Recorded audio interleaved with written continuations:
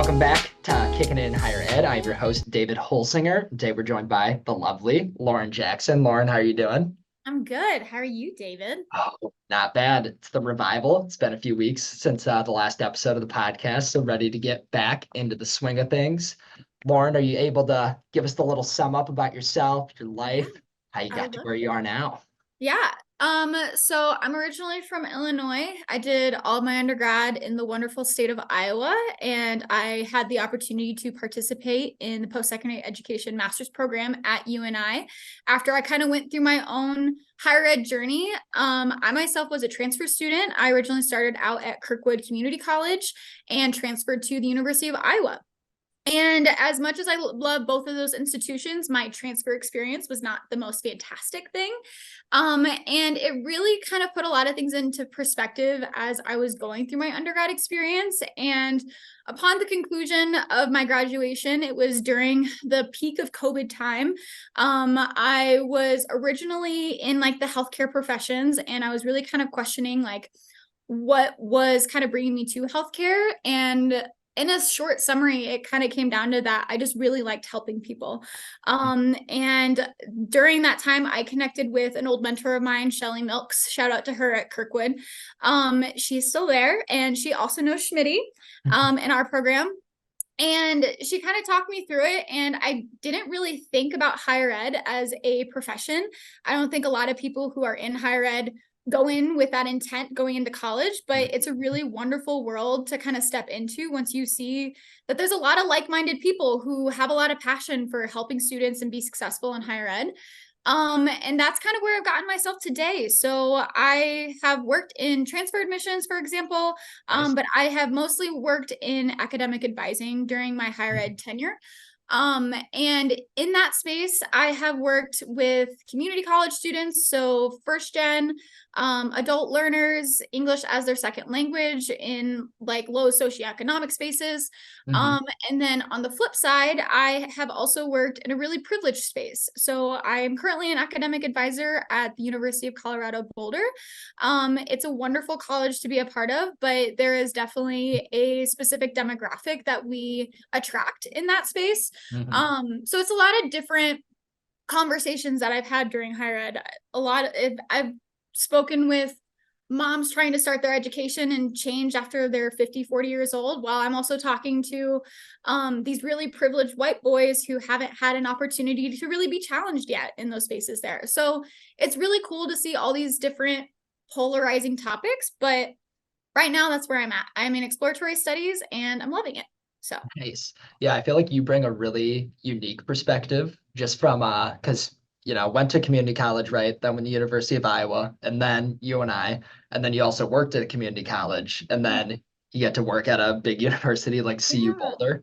What do you think the biggest like challenges? And you mentioned that transition for you wasn't the best. What do you think the biggest challenge is for somebody that's transferring from a college to say CU Boulder right now? Yeah, I'm going through that experience right now. So it's spring registration. Hmm. We have a lot of spring transfer admit students, and I would say that's the most difficult transition like experience to have is if you're a transfer student and you're starting in spring. Like even if you're a first year starting in spring, like it's still not like an ideal time to get connected. Everyone's Hmm. kind of going through that seasonal depression, not wanting to like get involved in things like that. But I would say like the hardest challenge I see usually is just like getting connected. Like they've usually transfer students feel really isolated in that space there.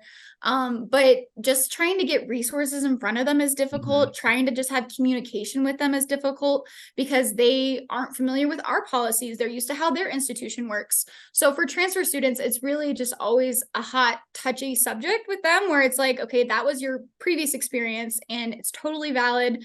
And I support you coming here, but now we have this different rodeo that we kind of have to navigate through in these different challenges. And a lot of students kind of go through it saying, well, my past experiences should have prepared me for this. And it's usually a hard knock at the door when it doesn't. But that's not for every student. Some students can really thrive in that transition in seasons of change. But I don't think students are anticipating there to be a challenge as a transfer student. They're like, oh, my college accepted me. Like I'm supposed to be here. I belong here. But there's just historically like these hoops that they just have to keep jumping through Yeah. and to be a part of that community. So a lot of it, I would say, getting connected and building community, like Yeah. overall. And I would say that honestly for first year students, for transfer students, almost just for any students. Mhm. So yeah. Yeah. And like you said, in the springtime, even, I'm sure it's not like they're having all the orientation events Yeah, going about and everything in the spring like they would during the fall. So definitely a big struggle exactly. for students there, especially. And Yep. then, yeah, just coming back to your student perspective a little bit more, I guess. What's like I don't know, like what was like the biggest issue you saw at a community college, I guess, just coming from that level? I mean, is it just the lack of being able to work with advisors when you're trying to, maybe transfer to Iowa eventually, or is it just kind of, I guess, just still lack of resources there, just lack of knowledge about everything? Yeah. I would say like in my experience working at like a community college, a lot of the times those students are at that community college for a particular reason, Mhm. whether it be financials, whether it because they have a family at home, whether they're working 2, 3 different jobs. And I don't think that's usually something that they anticipate where the community colleges are there to support them in those spaces, but they are still having to navigate their life and they're not usually willing to kind of put like their life on hold for school. So a lot of the times Sure. it's a balancing act for community college students. Um, I, for example, was a first generation student. I originally thought I was going to go to a 4 year. My parents came at my door and said, "Hey, you're actually going to go to a community college." And that was a really hard, also just societal impact for me as well. Like it had a large impact on my identity. All my friends were going to 4 years. So it's Mhm. also just kind of like you feel like you're missing out a little bit. And it definitely depends on the community of that community college as well. I would say like in Iowa, we're really, really lucky that we're used to kind of that small town feel and like knowing Sure. the people that you walk around with. But for Colorado, for example, a lot of these are commuter campuses. So that Mhm. kind of sense of belonging component, that connection, that doesn't even exist. These students are already like living at home, driving to campus and being there for 2, 3 hours, going back home. So they're not engaging with resources. They're not connecting with campus or their faculty members because maybe they have to go to their job or something like that. So I would say like community college definitely has a lot more like nuances to it. The support is there. It's just a matter if the student is able to engage with it or not. Versus Mhm. where at a 4 year, from my past experience, it feels like those students more just don't know how to engage with those resources, but they are there as well. So Mhm. overall, we always have the resources to navigate with them with. And I'm always willing to have those conversations with students like, hey, what are we not providing you here from your Yeah, experience? Like, what are you missing out on? And usually it's something that we actually do have. They just weren't aware that it was a resource for them. So a lot of it's just kind of like knowledge base and kind of navigating those parts of higher ed that you just don't really read on the admissions website and things for like that. sure, for So, sure. And then what would you say is like the biggest difference between working at a higher education in Iowa versus Colorado? Obviously, the hot oh topic yeah. right now in Iowa is the DEI, diversity, equity, and Yeah. inclusion. Just everything surrounding that. Is there any real hot topic going on in Colorado or a big challenge you're facing Oh with students? gosh. No, that's a fantastic call out. I'm really, really thankful to be in Colorado right now. Mhm. For that like kind of exact reason. We are a more habitually blue state. Our DEI initiatives are not on the chopping block. Mhm. And it's a large component of my work that I do right now in PES, but I would say probably more of like a difference between the state of Iowa and Colorado is probably that like societal image of like what a 4 year degree looks like. I feel like a Mhm. lot more students in the state of Iowa are willing to hear out about community college and engage with that.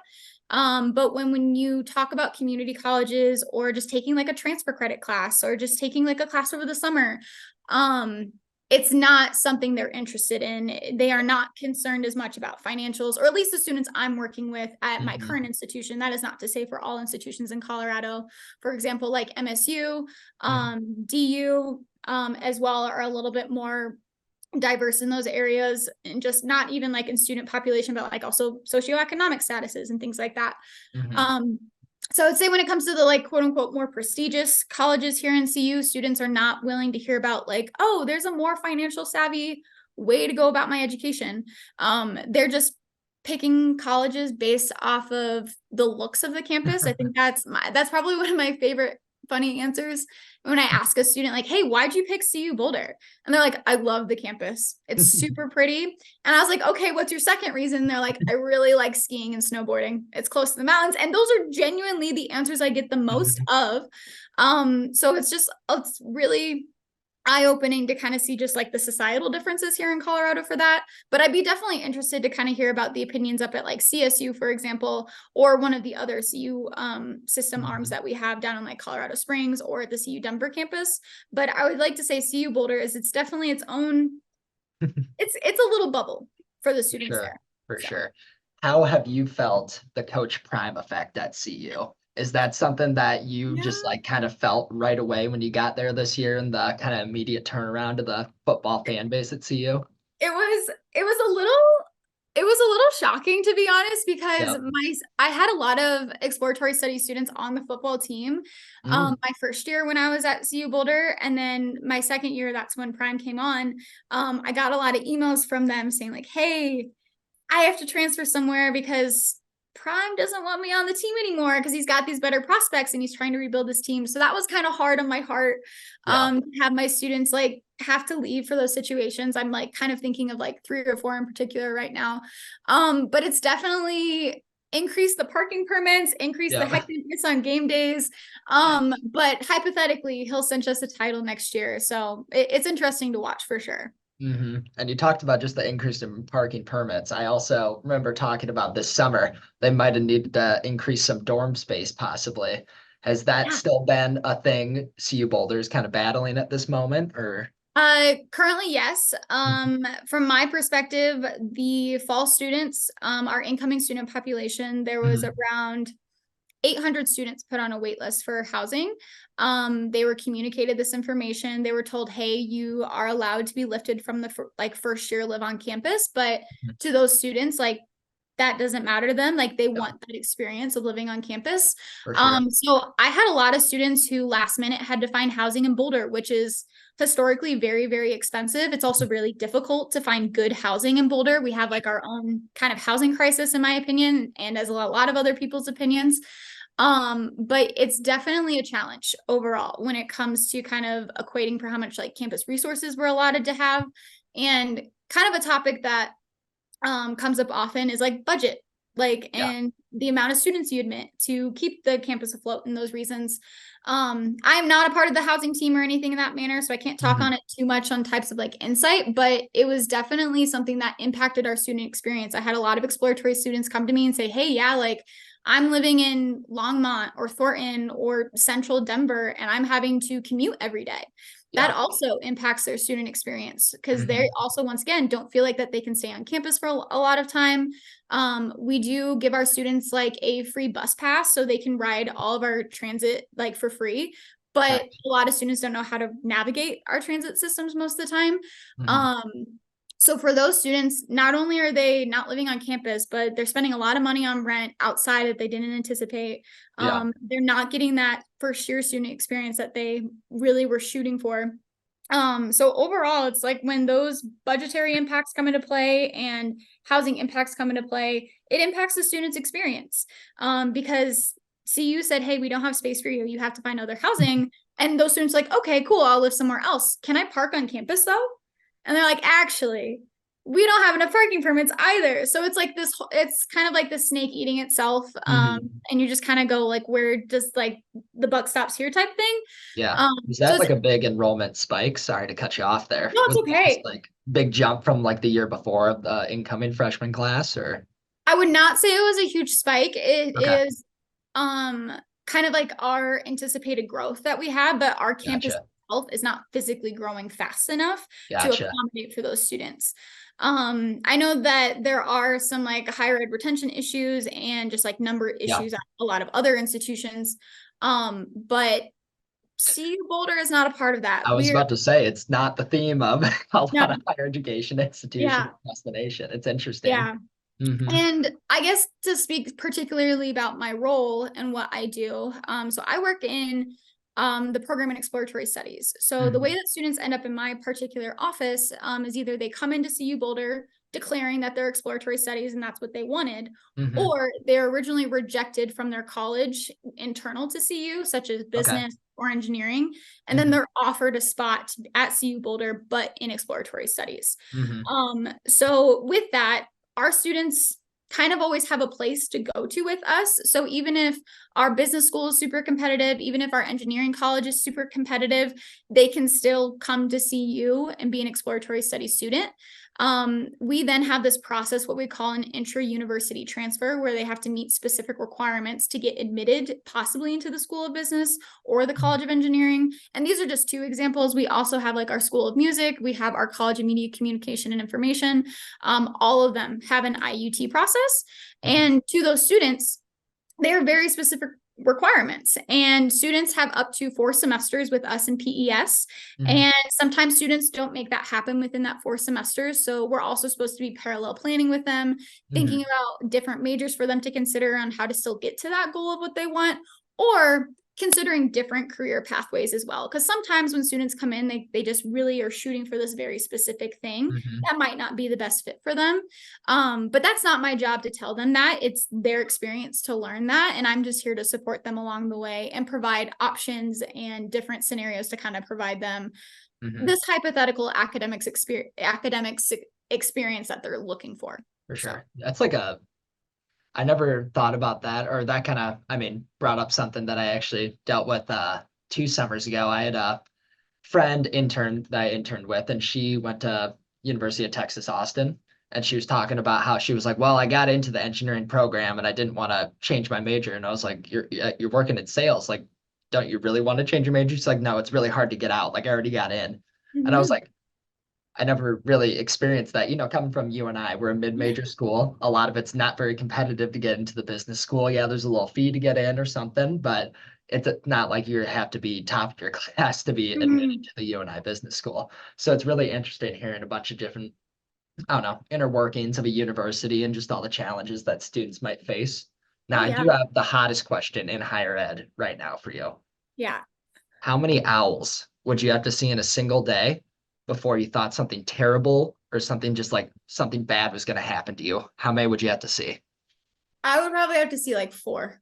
That's my answer too. It's 4. like first owl you see, it's like, oh, it's the There's night. an owl. Second one, you're like, best day ever. And Third I one, think they're a family. Like I'm like, yeah, he's flying exactly, with that guy over there. And then exactly. You're like best owl friends. yep, exactly. But 4 Yeah. is a little ominous. I'm like, that's a Hmm. little sketch. Yeah, I've heard as high as 20, and that's a psychopath answer. Like we got to admit that, right? They're And just choosing to ignore their situation. So I think they're just a little delulu yeah, in that's I if I saw a third owl, I'd be like, I don't know what's going on here, and I'd yeah. probably be just hustling inside. So Or that's yeah. Or I'm locking my doors. yeah, it really is a hot topic in higher ed. I wonder what Schmitty would have to say to that. That's a good question. I feel like Schmitty's answer would be like 5.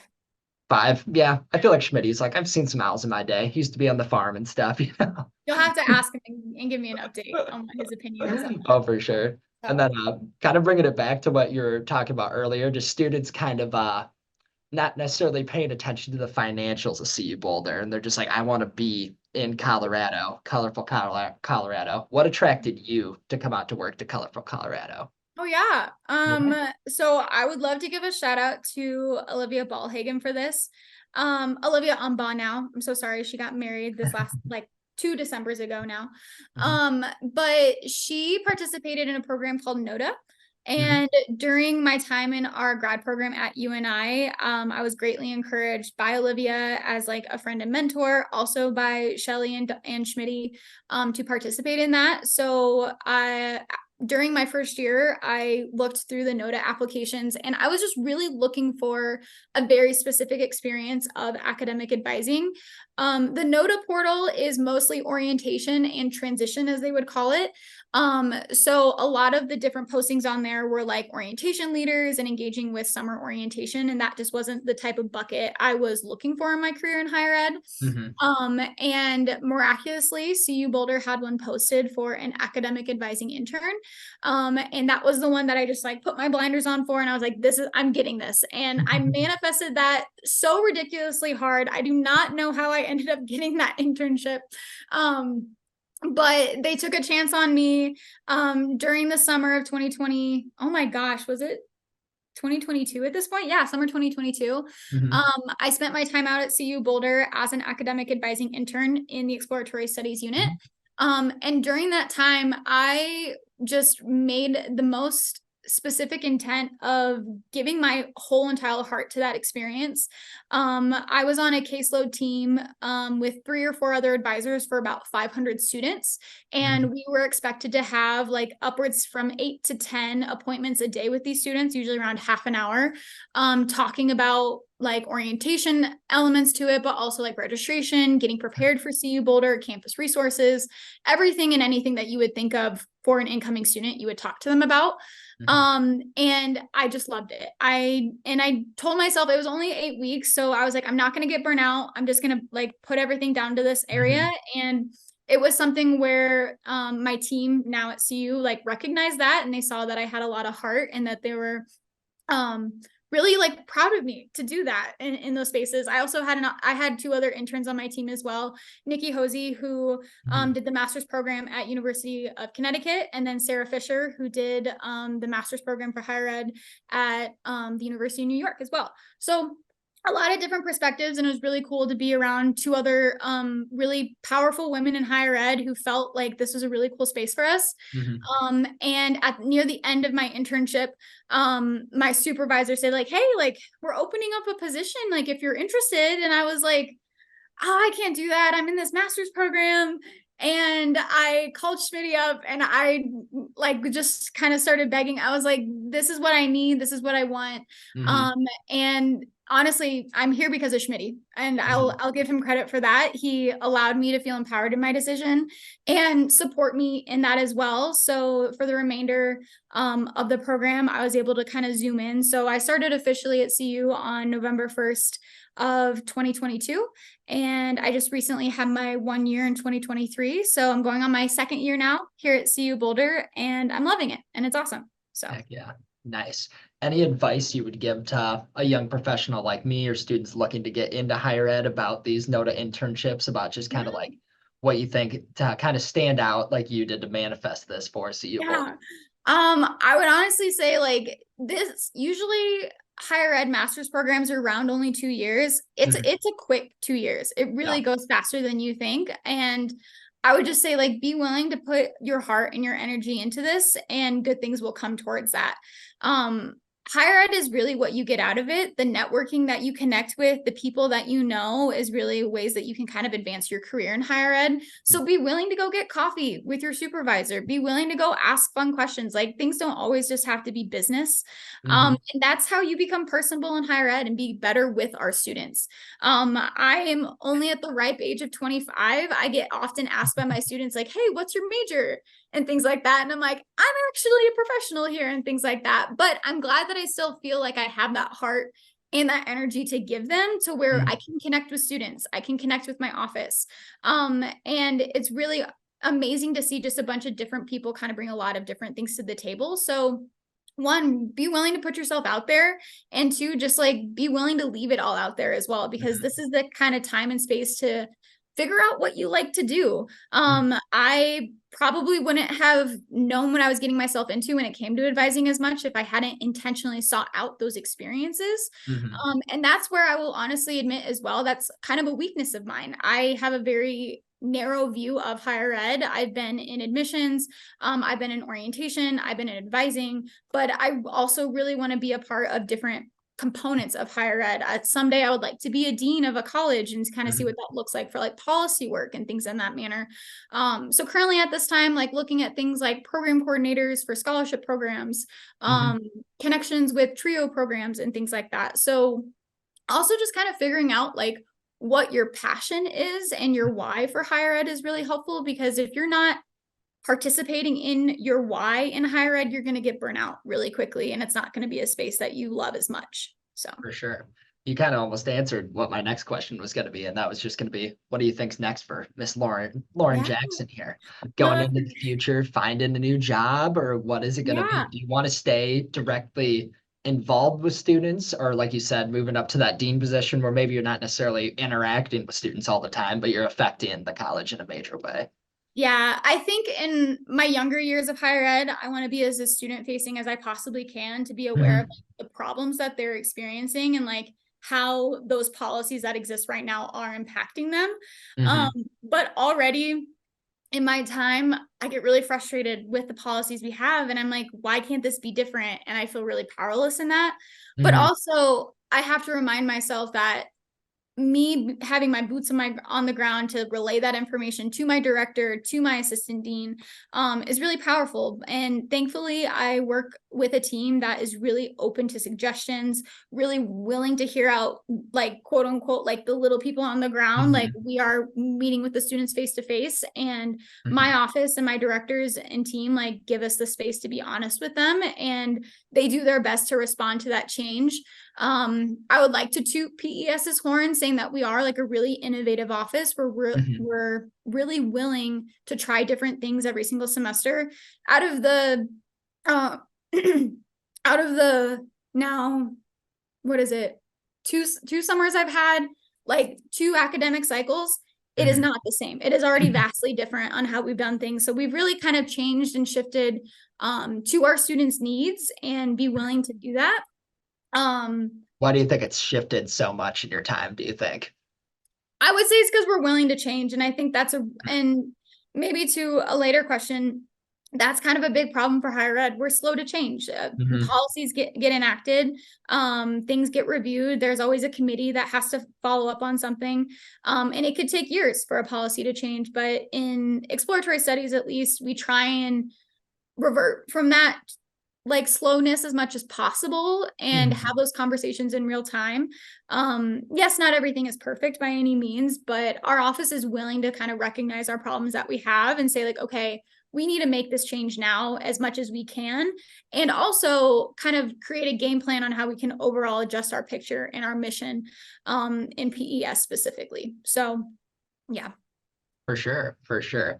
Yeah, it's like we talk about it in class all the time. I mean, it's just like constantly how higher ed needs to stay ahead of the curve, push the envelope and everything. And you do see it when colleges get stagnant that, I mean, a lot of them are starting to close, or there's Yeah. some leaders that just aren't necessarily the right fit for schools, not doing the right thing and pushing the college forward and just kind of staying towards the old ways. So always fresh to hear and nice to hear when a college is keeping up with that, especially in a department that's important like yours, when you Yeah. have students that aren't necessarily like, ready to commit to anything yet or ready to commit to just a certain life choice. And maybe you're influencing them to become a young higher ed professional that we need more of out here.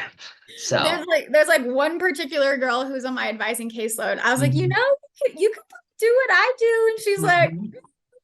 I talk to me in like a year and I'll see what I'm doing of. There you But go. How do you think we as young professionals can influence a younger generation yeah, of higher ed learners? Just because, like, I mean, in my case, I really didn't know about anything higher ed related until halfway through last year, just talking to you and Hiram and then getting connected with Schmitty. So, yeah. Honestly, I have a probably like more specific approach with my students to just really be as honest and transparent mhm. as possible. And I think that's where us as a younger generation, like we don't like cut the crap. Like we want to know what we're getting ourselves into, like we're paying for these experiences. Yep. And as a lot of people kind of know, like it's kind of hard to get hired now as like a younger professional because they're kind of afraid we're going to quit. And they're going to Yep. be like, you're always looking for the next A best lot of thing. job shifting nowadays. Yeah, Exactly. for Yeah. sure. So, I mean, with the students, like being realistic with that, like a big conversation I have with a lot of my exploratory study students, I'm like, you might not do this in 10 years. And like, what transferable skills do you want to bring to the table? Like, if you are to switch careers. And I like to use myself as an example very often. I originally was in healthcare. I was gunning for dentistry school in those manners. I worked in pharmaceutical research for a few years. And now I'm academic advising. It's a very different perspective that I work Sure. with my students, but I still can use my communication skills, my teamwork, my organization, and things like that. So, how can you kind of shift that perspective of yourself and be willing to kind of be a jack of all trades? And not Mhm. necessarily that, but also just be willing to understand that your own perspective of yourself is vastly different than the perspective of other people. So how are you going to be honest with yourself and your own identity, and how are you going to bring that to the table there? But also really just taking a chance. And I think that's where a lot of the students come in and they're like, I want this very specific thing. I want this very explicit experience, and it might not happen, and that's okay. And to be ready for like that disappointment, but also that area of growth and change that they could have from that as well. Because the first time you fail a class does not feel great. But how are you going to come back from that? How are you going to bounce back and show that you have that tenacity, that grind, that you want to prove yourself to be better and to show yourself and show up for yourself consistently?